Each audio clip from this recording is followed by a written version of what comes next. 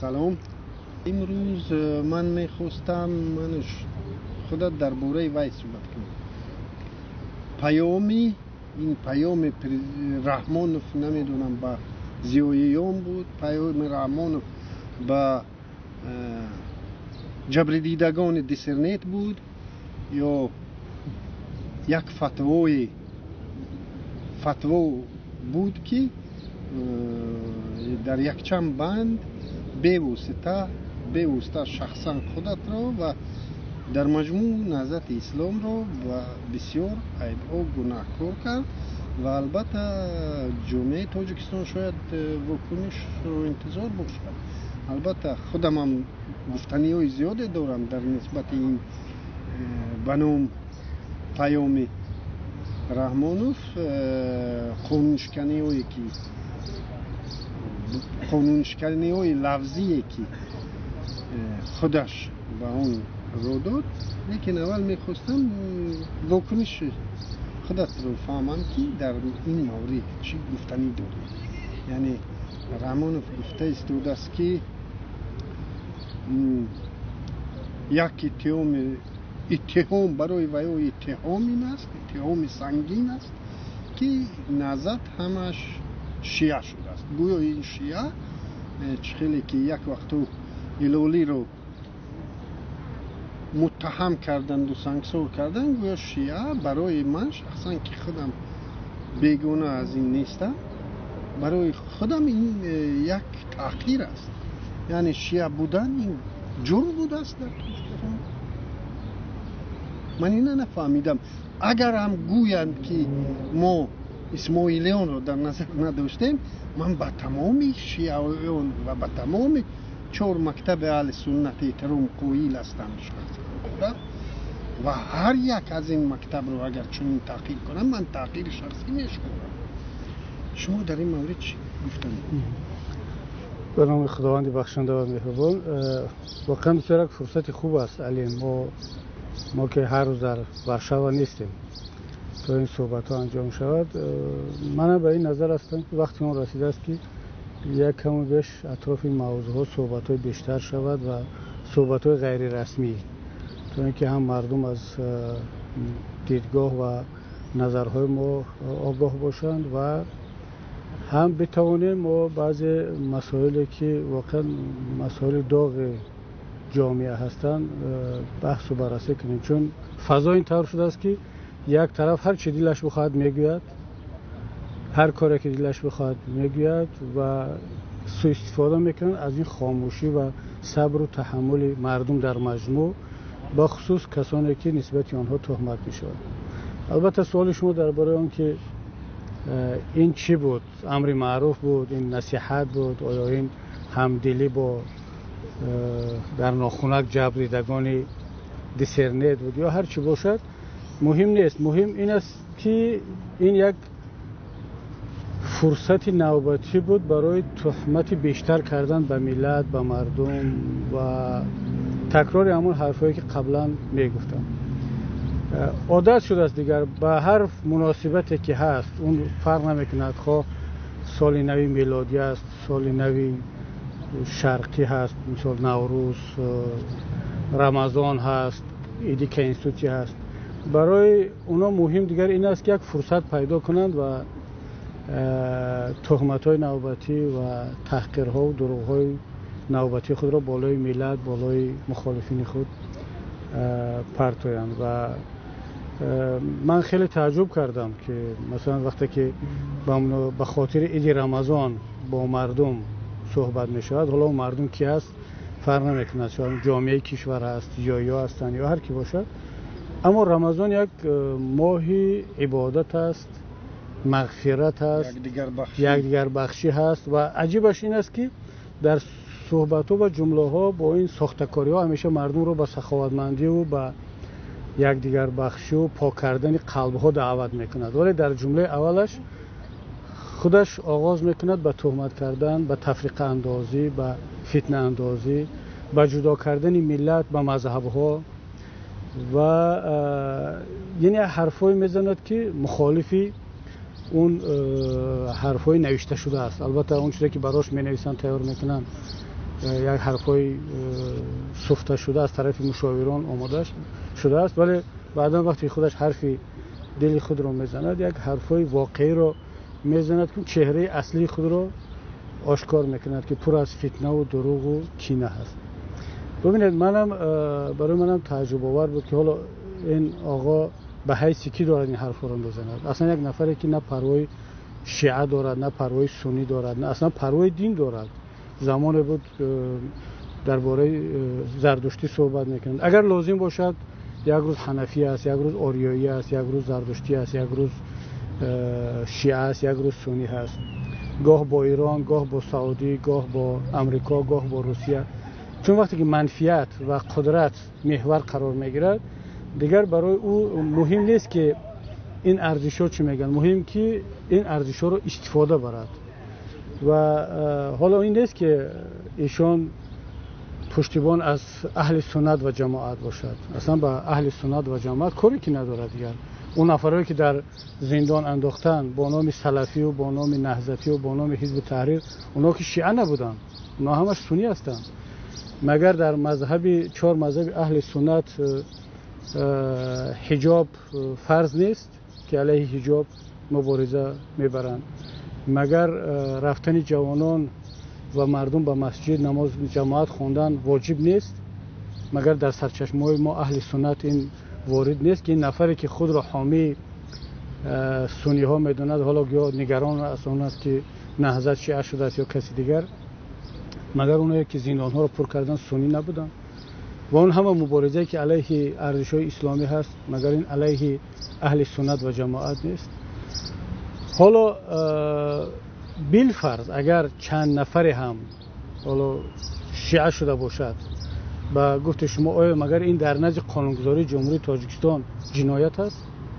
حالا که در نهضت اسلامی تاجیکستان، من این را صراحتا میگم، نه به خاطر اون که ما شیعه بودن رو جرم حساب کنیم یا جنایت، نه، ما داریم واقعیت ها رو میگیم که نهضت اسلامی تاجیکستان از روز اول تا امروز و انشالله تا روزی که هست و تاجیکستان و ملت تاجیک خواهد بود، این نهضت اسلامی است که اکثریتش مؤسسانش، رهبرانش اهل سنت و جماعت هم در مذهب حنفی، در عقیده ماتوریدیه. اما ما داریم از برادران اهل تشیع، از برادران اسماعیلی خودمون که از روزهای اول با نهضت اسلامی تاجیکستان بودند و این روز هم فخر میکنیم که هستند و این جزئی از ملت ما هستند. اما اگر بالفرض نفر هم شیعه شده باشد، شیعه اثنا عشریه یا جعفریه، این امری هست که نهضت اسلامی تاجیکستان از اول مخالفش بود که نهضت یک حرکت سنی است و باید سنی باقی بماند. اما اگر کسی هم که متقاعد شد، بالاخره تحلیل کرد و این قناعت رسید که باید مذهب دیگری را هم بپذیرد، یا مذهب تشیع یا حنبلی یا شافعی یا مالکی که غیر از مذهب حنفی باز مذهب‌های دیگر هم هست، طبق قانونگذاری جمهوری تاجیکستان ما حق نداریم او را مذمت کنیم، محکوم کنیم که چرا از مذهب حنفی بیرون شدی یا حتی چرا از اهل سنت و جماعت بیرون شدی، گرایش به مذهب دیگر پیدا کردید. این حق کنستیتوسیونی یک شهروند است طبق قانون‌های امروزه عمل کننده. اما طبق عقیده دینی ما میتونیم با او بگیم که برادر از نگاه ما این خوب نیست، اما از لحاظ قانونی اون حق دارد. اما مسئله اینجا دیگر است. اگر بالفرض یک نفر یا دو نفر هم که شیعه شده باشد، آیا حق دارد که بگوید که همه نهضت اسلامی تاجیکستان شیعه شده است؟ برای مثال اگر حزب خلق دموکراسی تاجیکستان که حتما چند نفر اتئیست دارن یا زردشتی شدن، چند نفر اثر دزدیدن، یا چند نفر اثر دزدید، یا چند نفر پول مردم رو میدزدد. خودی همین آقا میلیاردها دلار تاجیکستان رو برده در صورت حساب‌های خارجی جا کرده است. آیا ما میتونیم بگیم که همه حزب خلق دموکراتی زردشتی شدن یا اتئیست هستند یا کمونیست‌های دیروزه بودند یا اثر دزد هستند؟ این حق رو هیچ کس ندارد، به خصوص از طرف یک نفری که دعوای پیشوایی ملت دارد و دعوای رهبری کشور رو دارد. این یک تفریق اندازی و فتنه اندازی روی راست و آشکار است و من این رو حتی اگر ما واقعا هم سودی مستقل می داشتیم، پروکراتوری مستقل می داشتیم، باید به جوابگری بکشند برای تفریق اندازی و آشکار تهمت کردند. اگر همین حرف رو یک شهروندی عادی بگوید، بخصوص اگر اعضای حزب نهضت باشد، او را زندانی میکنند. شما یادتون هست سعادت شاه رهبر حزب ما در ولایت بدخشان فقط به خاطر آنکه یک نفر گویا از دههشان شیعه شده بود است، از مردم یزدگولان، اون نصیحت کرده است که این کار رو نمیکردی خوب بود. گویا این رو همچون تفریق اندازی دینی و مذهبی بردن وارد زندان کردن. چرا حرفی را که عضو نهضت اسلامی تاجیکستان رو اگر گفته باشد، که حالا من باور ندارم گفته باشد، اگر گفته باشد به خاطر اون زندانی کردن، ولی رئیس جمهور از اون بدتر یک حزب را متهم به شیعه‌گرایی میکند و یا شیعه بودن را جرم میداند. او را هیچ کس برای اختلاف انداختن، برای تهمت کردن و تبعیض نژادی، دیسکریمیناسیون مذهبی او را محکوم نمیکند. اگر دولت حقوق بنیاد میشد، الکی باید این نفر را دل جنتی میکشد. یک پیام دیگر واضح اونجا این بود که این از نگاه من تا حد عیب نهضت اسلامی هم شد در سابق، یعنی عیب بستن با اون که عیب میبندن که جنگ 92 رو حزب نهضت آورد.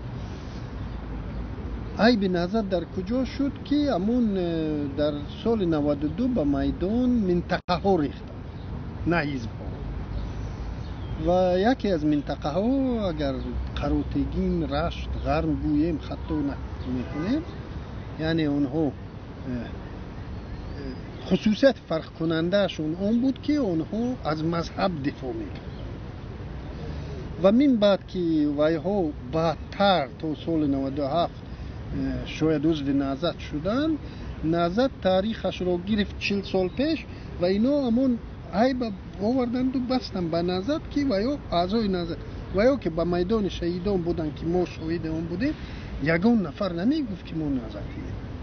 یعنی ویا من بر اینم که وای درگیری تاجیکستان بین محل ها بود، چون محلچگی تو امروز هم پرابلم ما است، بین محل ها بود و بازینگرانی که اینها میگوین بیرونی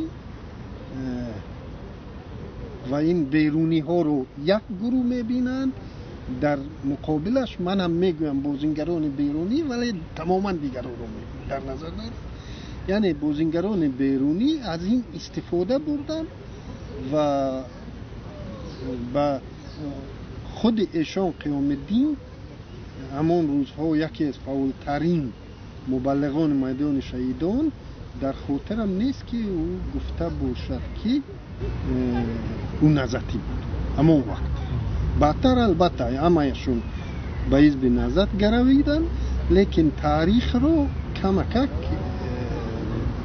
لیکن از طرف شما اگر یک وقتو به خاطر شاید سابقه حزبی نشان دادن بود که خود رو 40 ساله گفته دو به طور اتوماتیک این اتهام به شما بسته شد که همانایی که ریشدارا آمدن به شهیدا همانا را شما آوردید که این یعنی برعکس شد. یعنی به گفت روسا زدیم اسلام، ما کردیم یک گروه رو گناهکار با یک گروه سیاسی رو کردیم. در این قسمت واکنش حزب نیست و واکنش حزب تو همین روز هم در مسئله همین عیب بندی کردن همون میدان شهیدان که گویا سببگار تمام بدبختی شده باشد و فکرم و من این ادعا رو بعدتر هم که نهضت شرطنامه صلح رو بست و اویسته همه دموکرات و لیبرال قسم لیبرالی گم شدن گرفت، لیکن در سال 92 قسم لیبرالی زیادتر بود از نظر. ببین علی، من فکر میکنم خودت همون وقتا در میدان ها بودی، در بدخشان بودی، یعنی از دور هم باشد حادثه ها رو یعنی به هر صورت مشاهده میکردی. من در میتینگ های اول بودم، دانشجو بودم. بعد در اون میتینگ های دوم که بعد جنگ شهروندی شروع شد، من در خارج تحصیل میکردم در یمن. البته در اون قسمت دومش من شاهد نبودم، اما اون چیزی که من خودم دیده بودم و اون چیزی که خدا دیده بود، از روی انصاف گفت که بار اول کی به میدان آمد در سال اون وقتی که قضیه ارمنی ها پیدا شد و مردم به خیابان ها ریختند، آیا اونجا نهضت بود؟ نبود. نهضت اصلا وجود نداشت و یگان نهضتی هم وارد میدان نبود. حالا من این را نه گناه میدونم و نه جرم که اونایی که آمدن گناهکار بودن. نه، این حق مردم است که به خیابان بیاد با رهبریت کشورش صحبت کند. اما فکت این است که نهضت نبود. در میتینگ های اول مردم بدخشان به خاطر دفاع از نوجوان به میدان آمد. بعد حزب دموکرات و حزب رستاخیز و حرکت رستاخیز وارد میدان شدن. من خوب در یادم هست در میتینگ های اول وقتی که اون وقت در مسکو بودم و استاد همزاده که رئیس حزب بود به مسکو آمدن و ما در مسکو همراه بودیم و ایشان یک کمی ناراحت بود. پرسیدم که استاد چی مسئله است؟ گفت که در دوشنبه رستاخیز حزب دموکرات با لعل بدخشان یا مردم بدخشان به میدان آمدند و یک گروه از جوانان نهضت هم که تحت فشار قرار گرفتند از طرف نیروهای مردمی که اگر نهضت هم نپیوندد خیانت کرده است به مردم، به نیروهای دموکراتی، اینها میخوان به میدان بیان، در پهلوی مردم باشند و این گروه به استاد نوری دارن فشار میارن. استاد همزاده کاملا زیر میدان رفتن بود، من شاهد هستم. یعنی رئیس حزب زیدی برآمدن نهضت به میدان بود. اما یک ایده از جوانان، حالا من اسم نمیگیرم، اونایی که خود را از نهضت کنار گرفتن، اون وقت در میدان خیلی فعال بودن به اسم نهضت و اونها طرفداری برآمدن به میدان بودن. دلیل هم این بود که اگر نهضت به حزب دموکرات و رستاخیز و مردم بدخشان نپیوندد، معنی آن را دارد که از مردم پشتیبانی نمیکند، خیانت کرده است به ارزش‌های مردم. اما وقتی که به میدان برآمدن دیگر خوب حزب نهضت میخواهیم یا نمیخواهیم طرفداری بیشتر داشت، بخصوص مردم کوهستان، مردم دهات، اونهایی که با ارزش‌های اسلامی نزدیکتر بودن. اینا آمدن، شما درست گفتید، خودشون رو به نمایندگی از نهضت معرفی کردند و چون اکثرش پیروی از شخصیت‌های مذهبی میکردن، دیگر مردم فکر کردند که این همه نهضت است. اون که نهضت بعداً وارد میدان شد و اکثریت مردم به حرف نهضت گوش کردن، این یک مسئله دیگر است. این عیب نهضت نیست، این عیب کسانی هست که میدان‌ها رو تشکیل کردند ولی نتوانستند مدیریت میدان‌ها رو به دست بگیرند. امروز متاسفانه در مقابل این همه تهمت‌ها خاموش هستند. حداقل نمیتوانند جوان مردانه بیان به میدان بگویند که برادران عزیز، این همه تهمت بالای نهضت برای چی؟ ما میدان رو تشکیل کردیم، ما مردم رو دعوت کردیم و باید که روز به روز و ساعت به ساعت گفته شود که در کدام روز و ساعت کی به میدان برآمد و نهضت در کدام روز وارد میدان شد و با چه مقدار. بنابر همین حالا که همه رو میخوان ببینید، همه رو میخوان به دوش نهضت وار کنن، چون الان در جهان یک مسلمان و اسلامی رو متهم کردن به تروریسم و اکستریمیسم یک کاری ساده است. منظور من تماما دیگر، منظور من این بود که ما و شما هم رنگ رحمانوف و جانبدارانش نگویم که این میدان شهیدان ناحق بود. نه اصلا درست میگید. میدان شهیدان این حرکت ملی آزادخواهی بود که من اگر 27 سال قبل رویم من فعالتر می در اومدم به این میدان. این روز اگر یک امکان شود که به سال 92 برگردیم، من خیلی فعالتر و خیلی با اقتدارتر به این میدان وارد میشدم، چون این حرکت ملی آزادی خواهی خلق توجیه در این شک نیست. اما مسئله سوالی که گذاشتید، سوالی که مردم میگذارن اینن که نهضت میدان میتینگ رو تشکیل کرد و جنگ شهروندی رو نهضت آغاز کرد. من به خاطر اون میگویم که بیان جوان مردانه روز به روز، ساعت به ساعت حساب کنن، ببینن تاریخ رو زنده کنن که اول میدان رو کی تشکیل کرد، کی برآمد، کی به مردم سلاح تقسیم کرد، اولین کشتار از طرف کی رخ داد، از طرف مردم آزادیخواه میدان شهیدان یا از طرف منصبداران زمان، از طرف کدام نیروها؟ بعدا وقتی میگن که نیروهای خارجی دخالت کرد، کدام نیروی خارجی؟ همه میدونن. چرا پنهان کنیم؟ روسیه و ازبکستان بود نیروی خارجی که سلاح داد، تانک فرستاد، هواپیما فرستاد، مردم رو کشت.